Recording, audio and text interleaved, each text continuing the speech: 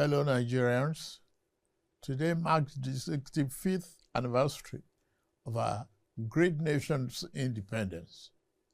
As we reflect on the significance of this day and our journey of nationhood since October 1960, when our founding fathers accepted the instrument of self-government from colonial rule, let us remember that their sacrifice, devotion, and grand dream of a strong, prosperous, and united Nigeria that will lead Africa and be the beacon of light to the rest of the world.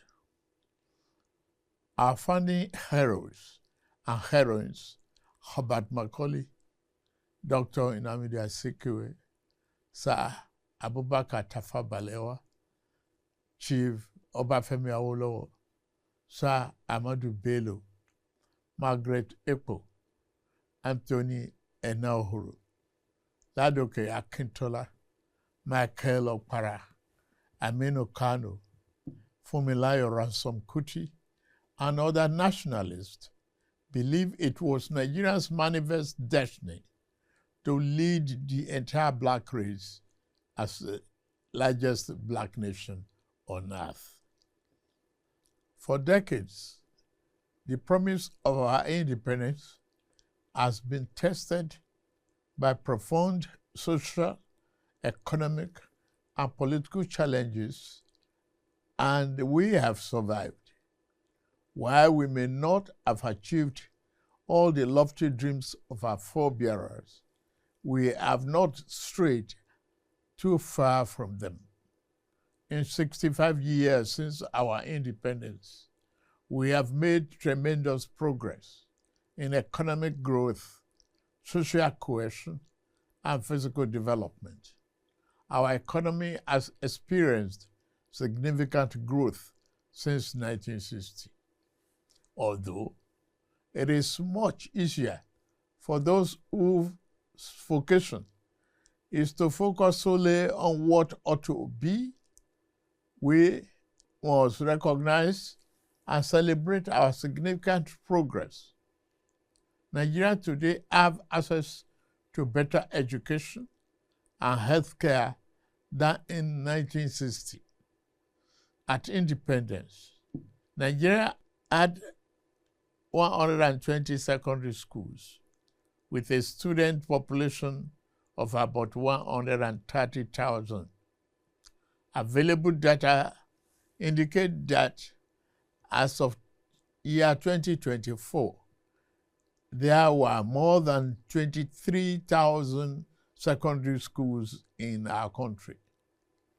At independence, we had only the University of Ibadan and Yaba College of Technology as the two tertiary institutions in Nigeria. By the end of last year, there were 274 universities, 183 polytechnics, and 236 colleges of education in Nigeria, comprising federal, state, and private institutions.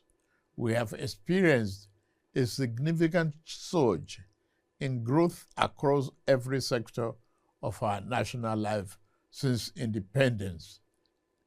In healthcare, infrastructure, financial services, manufacturing, telecommunications, information, technology, aviation and defense, among others. Our country has experienced both the good and the bad times in its 65 years of nationhood. As is normal for every nation and its people, we fought a bitter and unavoidable civil war, experienced military dictatorships, and lived through major political crises. In all this, we weathered every storm and overcame every challenge with courage, grit, and uncommon determination. while our system and ties that bind us are sometimes stretched by insidious forces opposed to our values and ways of life, we continue to strive to build a more perfect union where every Nigerian can find better accommodation and find purpose and fulfillment. Fellow compatriots, this is the third time I will address you on our independence anniversary since I assumed office as your president on May 29, 2023. In the last 28 months of my administration, like our founding fathers and leaders who came before me, I have committed myself irrevocably to the unfinished nation-building business. Upon assuming office, our administration inherited a near-collapse economy caused by decades of fiscal policy distortions and misalignment that had impaired real growth. As a new administration, we face a simple choice: continue business as usual and watch our nation drift, or embark on a courageous fundamental reform path. We chose the path of reform. We chose the path of tomorrow over the comfort of today. Less than 3 years later, the seeds of those difficult but necessary decisions are bearing fruits. In resetting our country for sustainable growth, we ended the corrupt fuel subsidy and multiple foreign exchange rates that created massive incentive for a rentier economy, benefiting only a tiny minority. At the same time, the masses received little or nothing from our commonwealth. Our administration has redirected the economy towards a more inclusive path, channeling money to fund education, healthcare, national security, agriculture, and political economic infrastructure, such as roads, power, broadband, and social investment programs. These initiatives will generally improve Nigerians' quality of life. As a result of the tough decisions we made, the federal and state government, including local government, now have more money to take care of the people at the lower level of the ladder to address our development challenges. Fellow Nigerians, we are racing against time. We must build the road we need, repair the ones that have become descriptive, and construct the schools our children will attend, and the hospitals that will care for our people. We have to plan for the generations that will come after us. We do not have enough electricity to power our industries and homes today, or the resources to repair our deteriorating roads, building seaports, railroads, and international airports comparable to the best in the world, because we failed to make the necessary investment decades ago. Our administration is setting things right now. I'm pleased to report that we have finally turned the corner. The worst is over, I say. Yesterday's pains are giving way to relief. I salute your endurance, support, and understanding. I will continue to work for you and justify the confidence you repose in me to steer the ship of our nation to a safer harbor. Under our leadership, our economy is recovering fast, and the reforms we started over 2 years ago are delivering tangible results. The second quarter 2025 gross domestic product grew by 4.23%. That's Nigeria's fastest pace in 4 years and outpaced the 3.4% projected by the International Monetary Fund. Inflation declined to 20.12% in August 2025, the lowest level in 3 years. The administration is working diligently to boost agricultural production and ensure food security to reducing food costs. In the last 2 years of our administration, we've achieved 12 remarkable economic milestones as a result of the implementation of our sound fiscal and monetary policies. We have attained a record-breaking increase in non-oil revenue, achieving 2025 target by August with over 20 trillion naira. In September 2025 alone, we raised 3.65 trillion. That is 411% higher than the amount raised in May year 2023. We have restored physical health. Our debt service to revenue ratio has been significantly reduced from 97% to below 50%. We have paid down the infamous ways and means advances that threaten our economic stability and triggered inflation. Following the removal of the corrupt petroleum subsidy, we have freed up trillions of naira for targeted investment in the real economy and social programs for the most vulnerable, as well as all tiers of government. We have a stronger foreign reserve position today than 3 years ago.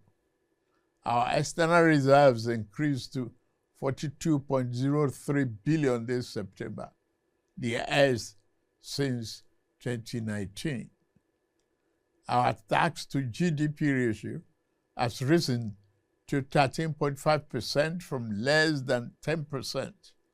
The ratio is expected to increase further when new tax law takes effect in January.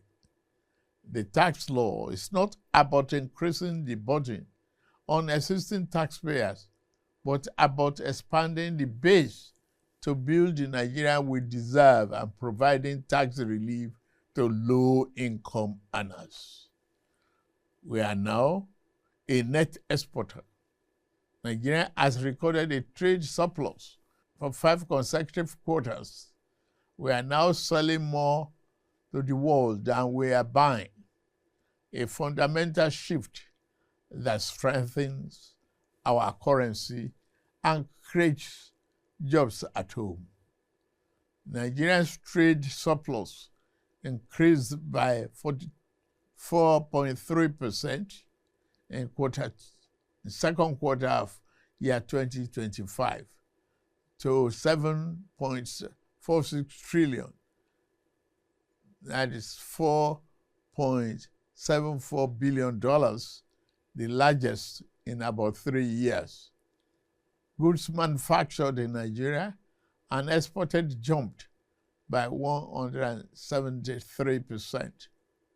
Non-oil export as a component of our export trade now represent 48% compared to oil exports, which account for 52%. This signals that we are diversifying our economy and foreign exchange sources outside oil and gas. Our oil production rebounded to 1.68 million barrels per day from barely 1 million in May 2023. The increase occurred due to improved security, new investments, and better stakeholder management in Niger Delta.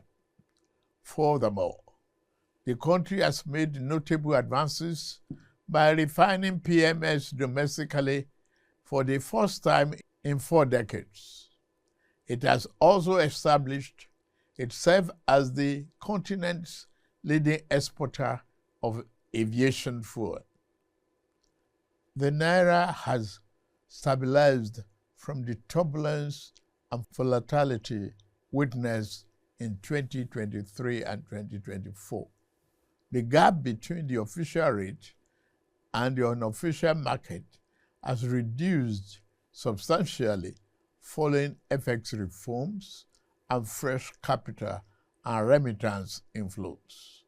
The multiple exchange rates, which fostered corruption and arbitrage, are now part of history. Additionally, our currency rate against the dollar is no longer determined by the fluctuation in crude oil prices. Under the Social Investment Program, to support poor households and vulnerable Nigerians, 330 billion has been disbursed to 8 million households, many of whom have received either 1 or 2 out of 3 tranches of the 25,000 naira each. Coal mining recovered dramatically from a 22% decline in Q1 to 57.5% growth in second quarter of 2025, becoming one of the Nigerians' fastest growing sectors. The solid mineral sector is now pivotal in our economy, encouraging value-added production of minerals extracted from our soil. The administration is expanding transport infrastructure across the country, covering rail, road, airports, seaports. Rail and water transport grew by over 40% and 27% respectively. The 284-kilometer Kano-Katsina-Maradi standard gauge rail project and the Kaduna-Kano rail line are nearing completion. Work is progressing well on legacy Lagos-Calabar Coastal Highway and Sokoto-Badagry Highway. The Federal Executive Council recently approved $3 billion to complete the Eastern Railway project. The world is taking notice of our efforts. Sovereign credit rating agencies have upgraded our outlook for Nigeria, recognizing our improved economic fundamentals. Our stock market is experiencing an unprecedented boom, rising from all-share index of 55,000 points in May 2003 to 142,000 points as of September 26, 2025. At its last MPC meeting, the central bank slashed interest rate for the first time in 5 years, expressing confidence in our country's macroeconomic stability. On security, we are working diligently to enhance national security, ensuring our economic experiences improved growth and performance. The officers and men of our armed forces and other security agencies are working tirelessly and making significant sacrifices to keep us safe. They are winning the war against terrorism, banditry, and other violent crimes. We see their victories in their blood and sweat to stamp out Boko Haram terror in the northeast, imrpoved ESN terror in southeast, and banditry and kidnapping. We must continue to celebrate their gallantry and salute their courage on behalf of a grateful nation. Peace has returned to hundreds of our liberated communities in the northwest and northeast, and thousands of our people have returned safely to their homes. I have a message for you, you young people. You are the future and the greatest asset of this blessed country. You must continue to dream big, innovate, and conquer more territories in your various fields of science, technology, sport, and art and creative sector.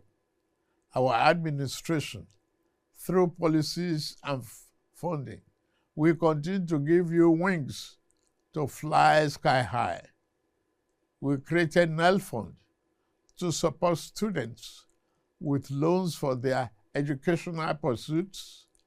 Approximately 510,000 students across 36 states of the Federation, including FCT, have benefited from this initiative, covering 228 higher institutions. As of September 10, the total loan disbursed was 99.5 billion, while the upkeep allowance stood as 44.7 billion. Credit Corp, another initiative of our administration, has granted over 153,000 Nigerians 30 billion affordable loans for vehicles, solar energy, home upgrades, digital devices, and more.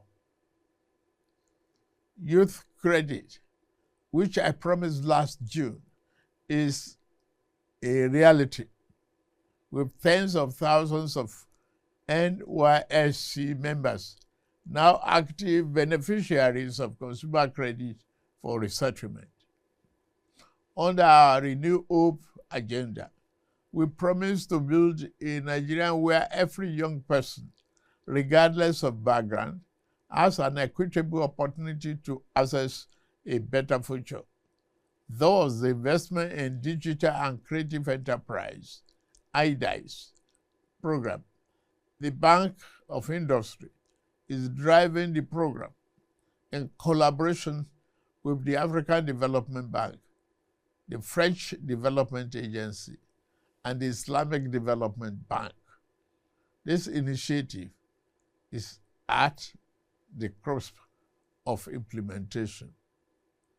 Our last 2 years, we have collaborated with our partners to launch the program, supporting our young builders and dreamers in the technology and creative sector. This is a message of hope, fellow Nigerians. I've always candidly acknowledged that this reform have come with some temporary pains. The biting effects of inflation and the rising cost of living remains a significant concern to our government. However, the alternative of allowing our country to descend into economic chaos or bankruptcy was not an option. Our macroeconomic progress has proven that our sacrifices have not been in vain. Together, We are laying a new foundation cast in concrete, not on quicksand. The accurate measure of our success will not be limited to economic statistics alone, but rather in the food on our family tables, the quality of education our children receive, the electricity in our homes, and the security in our communities. Let me assure you of administration's determination to ensure that the resources we have saved and the stability we have built are channeled into these critical areas. Today, the governors at the state level and the local government's autonomy are yielding more development right in our face. Therefore, on this 65th anniversary of our independence, my message is hope and a call to action. The federal government will continue to do its part to fix the plumbing in our economy. Now, we must all turn on the taps of productivity, innovation, and enterprise, just like the Ministry of Interior has done with our travel passports, by quickening the processing. In this regard, I urge the subnational entities to join us in nation building. Let us be a nation of producers, not just consumers. Let us farm our land and build factories to process our produce.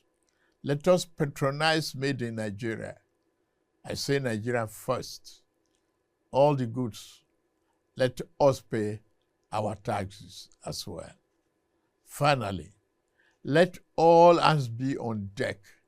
Let us believe once more in the boundless potential of our great nation. With Almighty God on our side, I can assure you that the dawn of a new, prosperous, self-reliant is here in Nigeria. Happy 65th Independence Anniversary. And may God continue to bless the Federal Republic of Nigeria. Amen.